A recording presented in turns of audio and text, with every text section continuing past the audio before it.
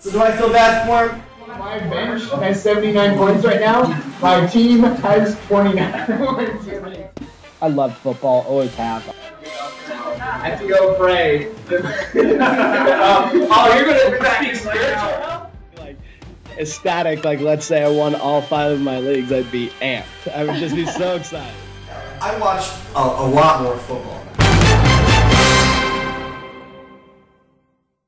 Fantasy football is the act of following the sport of football, creating a team using an online source, and competing against friends and strangers in an interactive environment.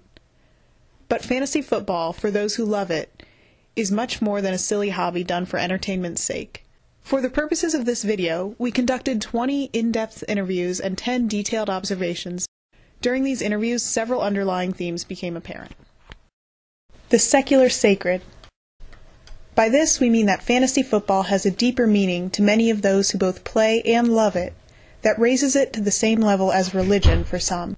The extension of self. Through interviews, it became apparent that for most users, fantasy football becomes an extension of self. For example, listen to one consumer talk about how he uses fantasy football. This Sunday, got up, looked at that sort of stuff and started analyzing my lineup to see who I wanted to play and who I didn't. And that's, for me, figuring out who I want to play is a mathematical equation that I won't give out for this interview. It's proprietary, but it's a very... It's proprietary information. It's an Excel spreadsheet that I've put together over my last, however many years, 6-7 years I've been doing fantasy. The spreadsheet continually improves, and there are different algorithms and different ways to analyze who I'm going to play. And Compare this to the same user's personification of fantasy football.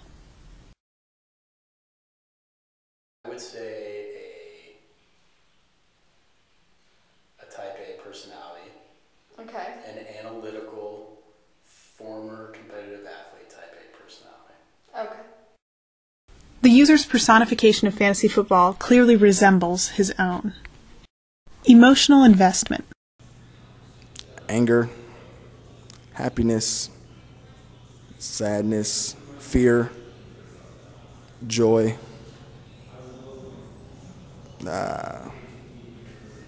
Is exuberance an emotion that you think? Exhilaration?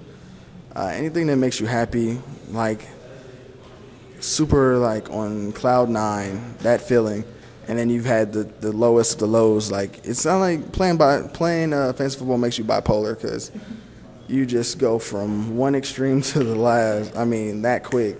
Like it's super fast, but yeah, you can get a range of emotions, mostly just from happy to sad and everything in between. Emotional investment such as this demonstrates the significant role that fantasy football plays in the lives of these participants. Users don't walk away from a game unaffected.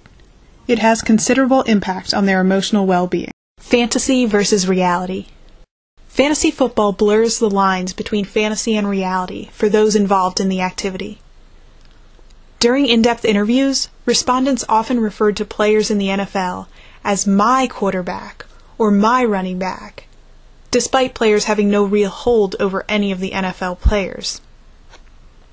One respondent said that fantasy football allows players to become managers in the NFL. Fantasy football is a way for a normal person like myself to be a general manager of a sporting franchise, so to say. It's a way for us to have the power over all the players. It's a way. Personal achievement and competition. Individuals derive a great sense of pride from succeeding with their fantasy football team. All respondents found levels of satisfaction significantly heightened when they earned bragging rights over friends and relatives in their league. The following clips show the significance of bragging rights in fantasy football. The money's always nice, and the bragging rights are even better, though. I think personally, it's like going into when I won the championship last year, going into this year, everyone's telling me, oh, you shouldn't do that. That guy's terrible, and where's their credibility? My credibility is in my championship that I just won, so, you know, when it all comes down to it, I know best. So. Winning. That's W-I-N-N-I-N-G. Winning. That's the most important part, because it doesn't hurt anybody else when you lose. You get to brag for as long as you want about that weekend, how you pulled it out, and it's completely arbitrary, but you feel like you've done something better than they have. Social interaction. Social interaction seemed to be the main driver in respondents' continued involvement with fantasy football. It allows the user to connect with friends and relatives, even over great distances. Fantasy football also gives individuals a common reason to socialize with each other. It's really silly, but it's special. It keeps us in contact with each other. It gives us something relevant to talk about outside of classes, outside of the weekend. It's another way that we could do this once we all have jobs across the nation. We can still connect in the same way. Most played with a close group of friends, and many met on a weekly basis to watch games together.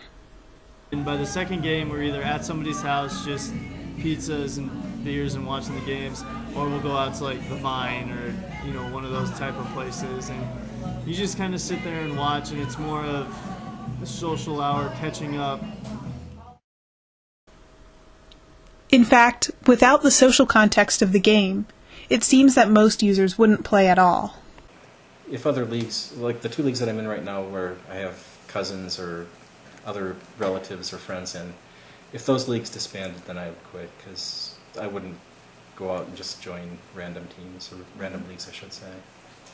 I don't enjoy it that much. It's more of a thing of, I guess, knowing who you're up against, and then kind of being able to razz them some if you end up beating them. So. Marketing implications.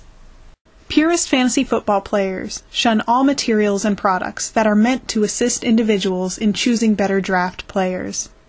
I'm more of a purist, where I used to do all my research beforehand, using my own insights about football and just tracking teams and watching the draft, like the NFL draft, to see who the up-and-coming players are.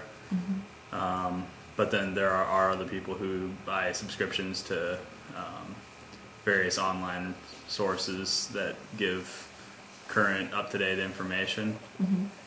And those services can run anywhere from probably $30 a year all the way up to a couple $100 a year.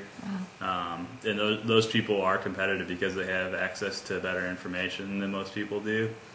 But it's not as fun then, because then you're just playing a game of information and you aren't playing a game based on what you know about football or what experiences you've had managing fantasy teams in the past.